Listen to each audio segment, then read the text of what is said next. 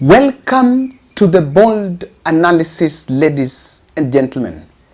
Ababu Namwamba, the sports cabinet secretary, Susan Nahumisha, who is in charge of health, Florence Bore, who is in charge of labor, Alfred Mutua, Kithure Kindiki, and Eliud Owalo. The 6 cabinet secretaries I have mentioned have for the last 1 week been in the limelight. And for one reason or the other, the 6 have been talking points, and Kithure Kindiki, I think, have been part of the talking points from the section of members of parliament that are allied to Kenya Kwanza. And this all started and orchestrated during the performance contract signing environment when William Ruto publicly confessed, or rather confessed, that their section of Kenya Kwanza civil servants that are a bit incompetent, or even members of his cabinet that are incompetent and are not doing much as far as this is concerned. I think also Penina Malonza, who is in charge of tourism. And I wanted to hold that at one point, and I want to look at the 7. I think the 6: Ababu, Mutua, Bore, Nahumisha, Owalo, and Malonza, Kindiki. And I think Kindiki is not there, and Malonza. Now, those that I've mentioned to you, there is one thing in common about them.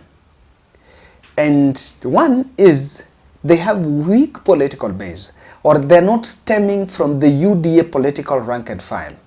You know, there are people like Aisha Jumwa, they're campaign machineries of UDA that were subbed in cabinet, they're UDA ranks.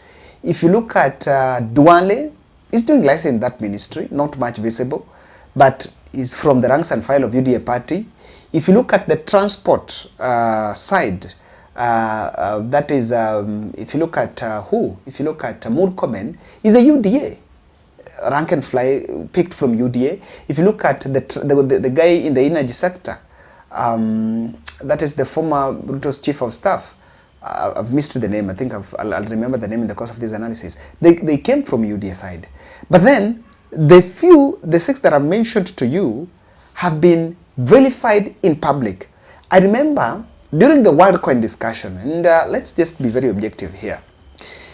There was some mishap, confusion between what Owalo is saying and what Nani is saying and what Kindiki is saying. But the MPs then descended on Owalo.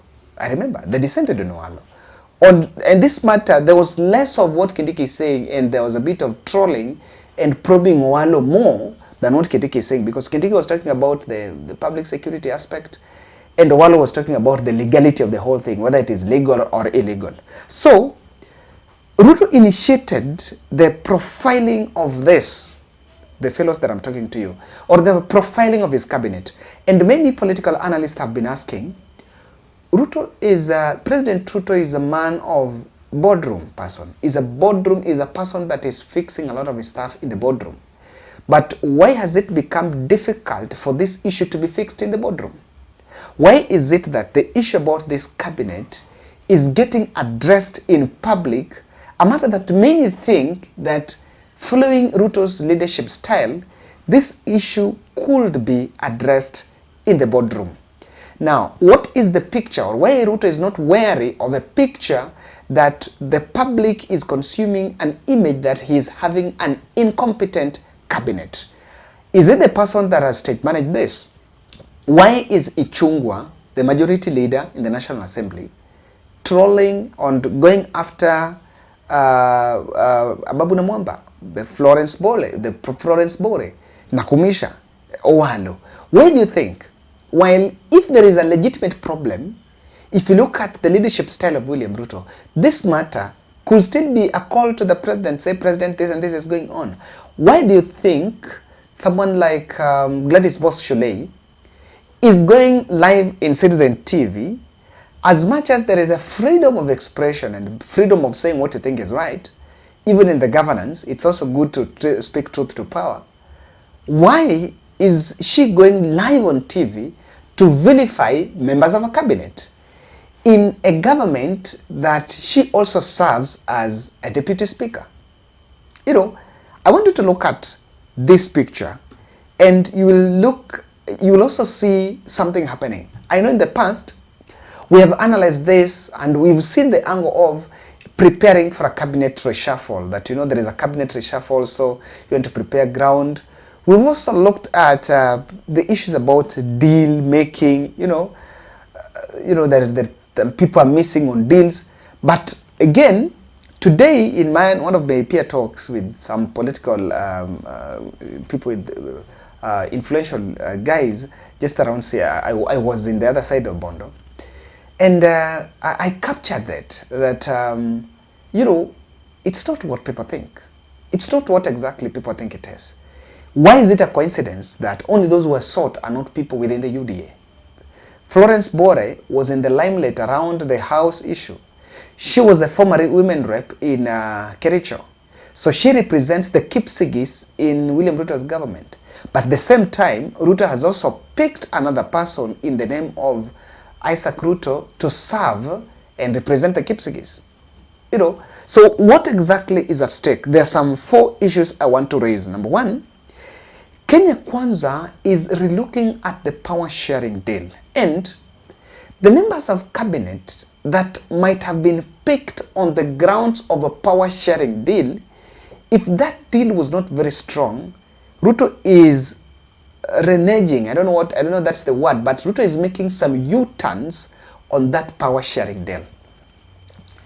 How did Owalo get his cabinet slot? It was apart Luo, some power sharing. I'm going to give this to William Ruto. How did Nakumisha? I want to believe Nakumisha is not a pick of William Ruto. Nakumisha might have come from Moses Masika Wetangula. That's it. So how about Ababu Namwamba?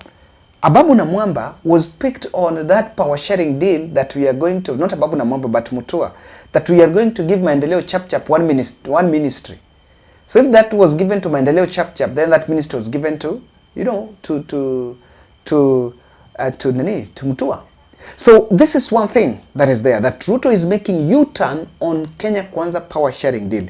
Second thing is, secretly, I think the presidential team, President Ruto's team, are auditing political significance of their cabinet. Now, what am I saying? Someone like Owalo was picked as a Luo to represent the Luo, number 1, Nyanza, as a voice of Nyanza. That William Ruto will use him as an entry, apart from the political, apart from the image of regional balance, that I've picked also someone from Luo Nyanza, not that Luo Nyanza doesn't have someone in cabinet. He was picked for that reason. And that has failed. That has failed. Look at someone like Penina Malonza, who is the tourism cabinet secretary. She's been so close. Most of her events are normally attended by Rigathi Gachagua if you are killed. She was picked from, maybe she might have known Rigathi Gachagua at one point or not. I want to single these two. Susan Nakumisha and Susan Nakumisha and Mutua. Mutua was picked, and Malonza, apart from him being a Kamba, to checkmate, to put Kambas in government, to put things in shape, he was also picked on that power sharing deal. But then if you look at her and Nakumisha has failed to cut the political edge. So William Ruto is reshuffling and is looking at this, and or rather vilifying these people in public, because it could be about political significance. She has tried to audit and attach political significance to some members of cabinet, and they've lost it. And that is why probably they are on target. Third aspect is saving the Kenya Kwanza image. I will say this without fear of favor, or rather fear of favor I think is politicians. Without fear of contradiction here. The last card remaining for Kenya Kwanza is to ensure that William Ruto is absolved of the blame, and the king is left as a man who had good intention or is doing good, but people around him are incompetent. That's it. When a cabinet reshuffle will be done, it will be done to save the image. When these people are targeted is to save him from the blames, that he's not going to be seen as a man who doesn't know what he's doing. He's not going to be seen as if he's the problem, that these people we are removing could be the problem. So someone is already planning and scheming to absolve William Ruto. I can tell you, and I'm just making a political projection, I'm not a prophet, but the probability of the 6 I have mentioned leaving out or missing out is very critical. Now, I had left out Kithure Kindiki, but you know Kithure Kindiki was in the limelight, not the same measure this group, but his ministry was also in the limelight. You know, MPs trying, of course there have been efforts to try to save, but he's also been in the limelight for some point. I remember when the president said he was amongst the cabinet members that came to the State House late. But then there's also the Mount Kenya issue being here. There is a simmering fallout between Rigathi Gachagua and William Ruto. This fallout is not what people might envision as a fallout between Uhuru and Ruto. You know, when people talk about fallout, people think about Uhuru Ruto. But people can still be in government, but they don't meet, they don't get along. You know, there've been a lot of bulldozing, and the first phase was that dalliance, you know, the bromance, and that bromance then is shedding off. It's no longer going to be tenable for people to be in bromance while things sometimes needs to be done. Ladies and gentlemen, that is my take. Thank you very much for listening to me. Let's meet in the next